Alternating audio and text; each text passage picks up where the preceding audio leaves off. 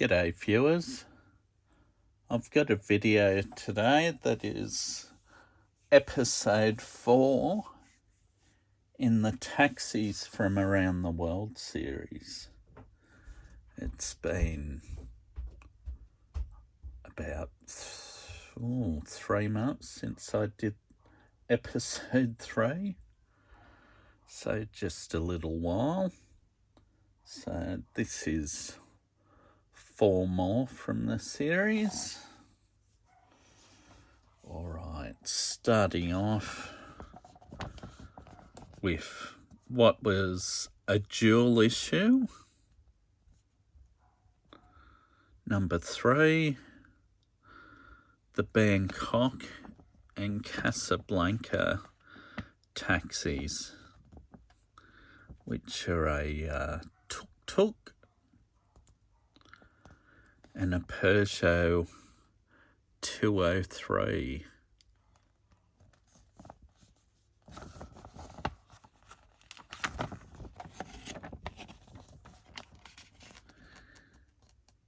Yeah, starting off there with the Tuk Tuk.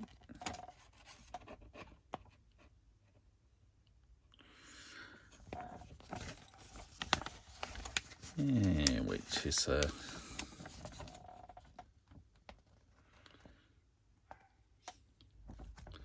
just a small motorbike based vehicle.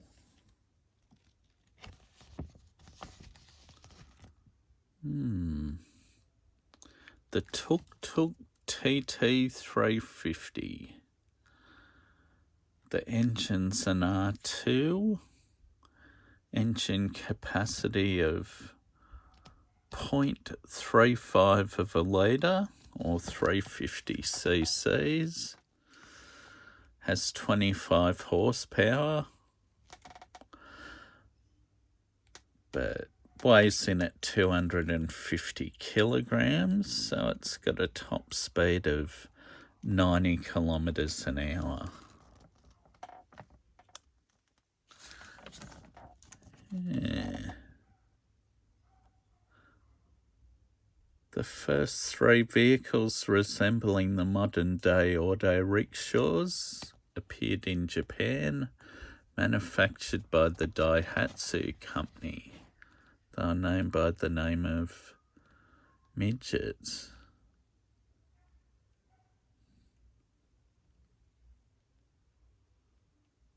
Yeah.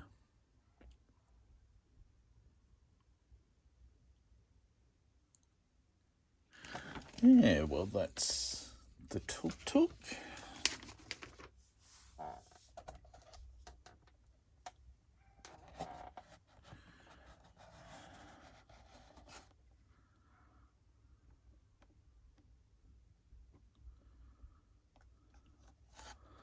Yeah, little blue and yellow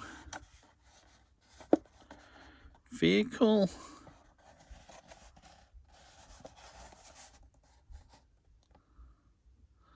I know there was one of these getting around Newcastle and they had to remove the taxi sign off it or cover it up. I don't think people would have confused it with a real taxi, but anyway. There's also one on the New South Wales Central Coast that a Thai restaurant uses, like the one in Newcastle that was used by a Thai restaurant. The next vehicle in number 3 in the series is a Casablanca taxi from 1960. It's a Peugeot 203. It's got an R4 motor. 4-cylinder. Okay, 4-speed manual. 1.3 litre. It's 4.35 meters long, 162 millimeters wide, or 1.6 meters wide. No details of top speed or anything. Not a bad looking vehicle.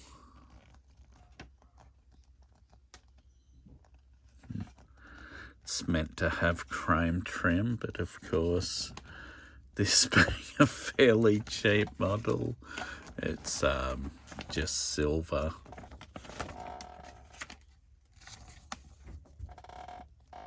Oh, it's got more information on the Thai Tuk Tuk on the back.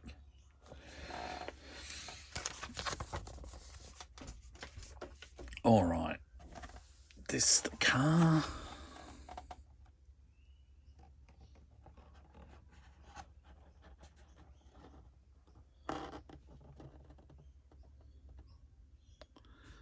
It's not too bad a casting. It's actually a fairly good looking old car.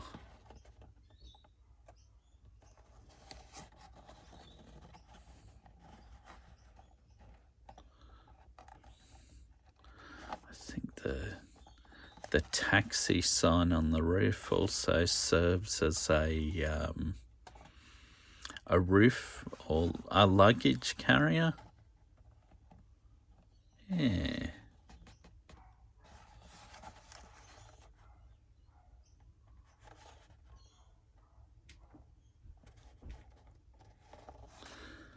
Okay. Next up, we've got a taxi from Havana in Cuba.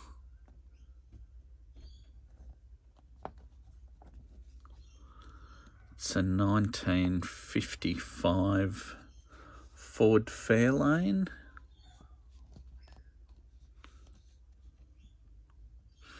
Yeah, it might be from 1955, but more than likely,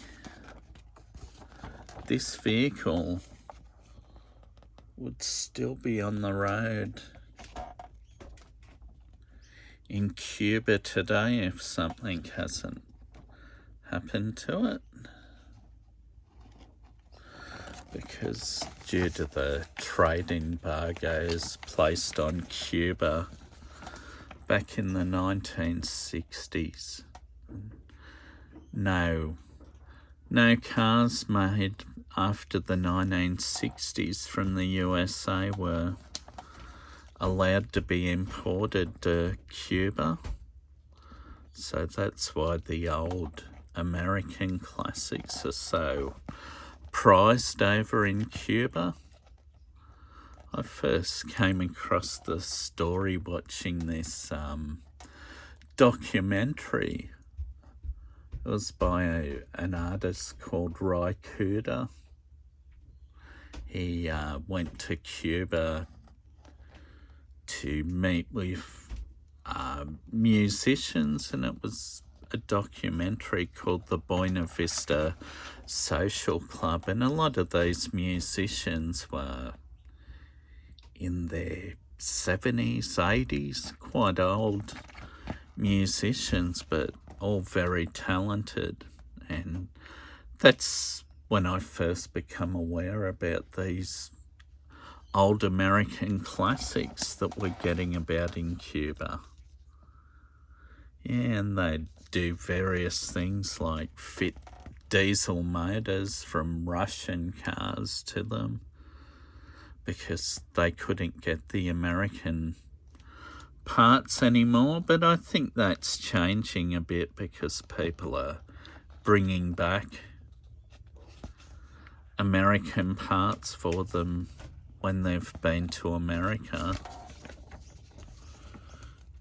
But there's still a lot getting around that have motors out of Russian larders and things like that, because Russia still exported cars to there and they never had a problem.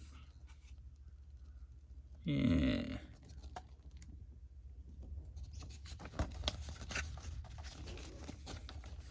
Oh, the motor, it says it's a R6, 3.7 litre, 120 horsepower, maximum speed of 120 kilometres an hour or 75 miles an hour, weighing in at 1,483 kilos or 3,270 pounds. Yeah, I would have thought these cars were a V8. Yeah.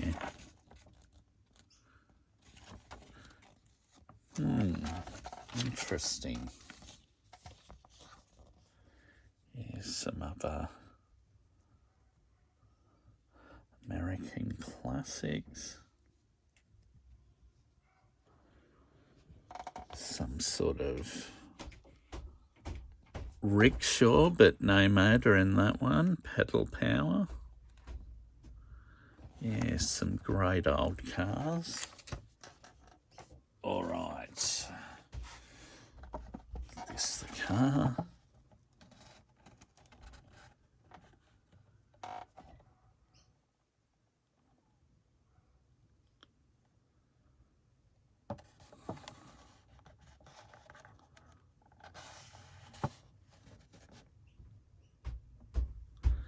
And I don't know whether a lot of them even display taxi signs on them. Yes, a lot would, but some don't, from what I've seen. Not a bad looking car. All right. And that was number 15. That one. Now this one here's number 26 in the series, because none of these are done in any particular order. This is from Nuremberg. It's a 1980 Opel Rekord.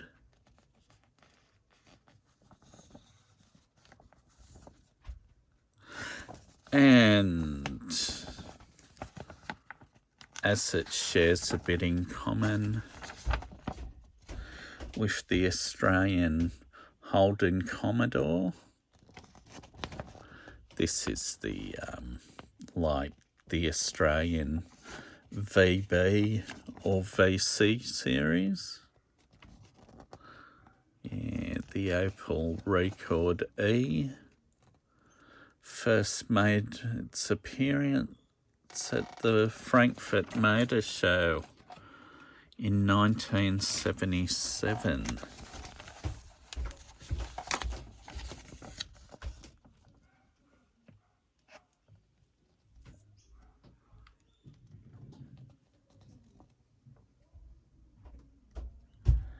Yeah, it's powered by a 4-cylinder motor, 1.9 litres, putting out a whopping 75 horsepower. Weighs in at 1,140 kilograms or 2,531 pounds. Yeah, it does 147 kilometres an hour or 91 miles per hour. In the front you can see it's got a similar front to the Australian Commodore, but our Commodore's slightly different because it's a combination of a Opel Rekord and Opel Senator. I think the Senator used the front suspension. Oh, there's a later model, the Opel Omega. You can see a bit of a resemblance in the shape of that body to a later Holden VT Commodore.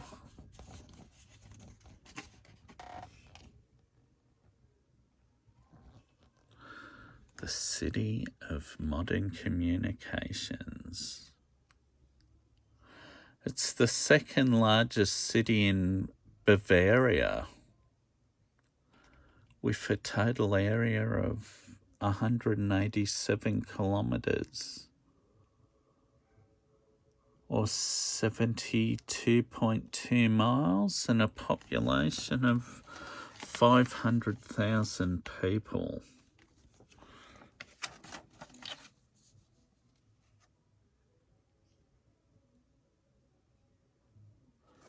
In the colour of light beige or ivory, but right here you've got a fleet of Mercedes-Benz.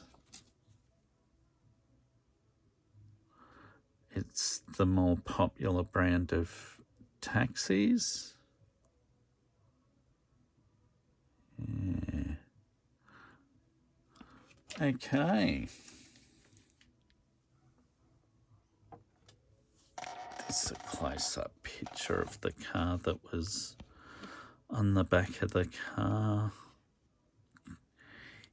in the bubble that it came in. Somehow this car managed to come off its base,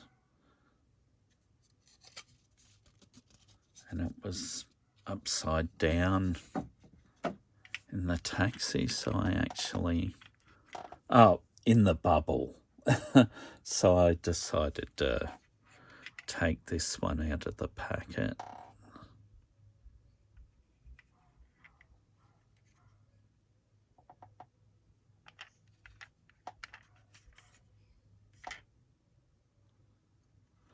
Of course, being German,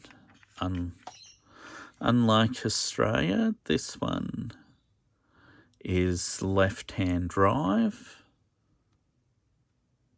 It's got a taxi sign that goes on the roof. That unfortunately fell off. It's got a sunroof. I don't know whether that would have been a feature of the real thing. Maybe it would have. Who knows? Yeah, all right. Can actually compare that.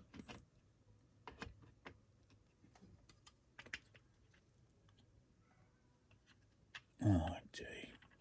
Can't get it back on. I'll put that down there. All right. This is a Biante model.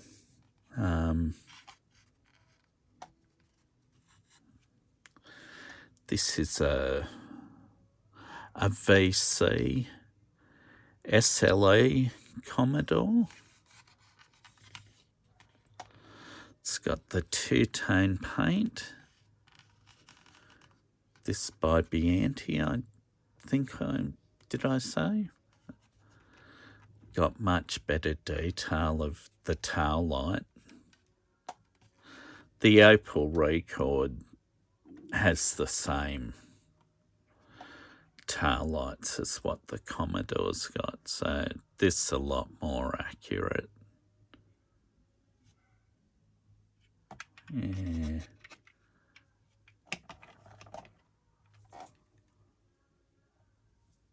Maybe I should put them like that.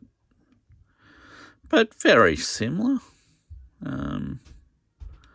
The steel wheels on this actually look like a steel Holden Commodore wheel, but I could be wrong.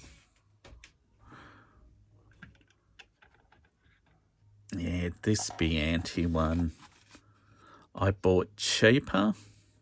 It's, of course, right-hand drive, being Australian. The windscreen's out, but I've still got that somewhere. I'll have to put that back in one day. Fortunately, I noticed today when I dug this out, it's got a little scratch in the glass and it's missing the passenger side mirror.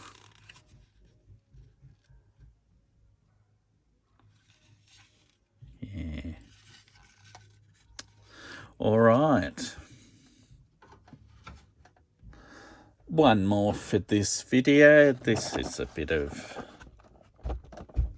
fun, I guess. This is a, well, they've got on it. It's a taxi. I don't know. Wheel Cool is the name of this Hot Wheels monster truck. The front end sort of looks like a Cadillac Escalade SUV. I don't know. Well, I thought it had taxi on it, so it's another one to include in the video. Even the tyres have got the checker taxi theme on them. Yeah, anyway, all right. Yeah, I'll bring you episode 5 soon, or eventually. All right then, bye.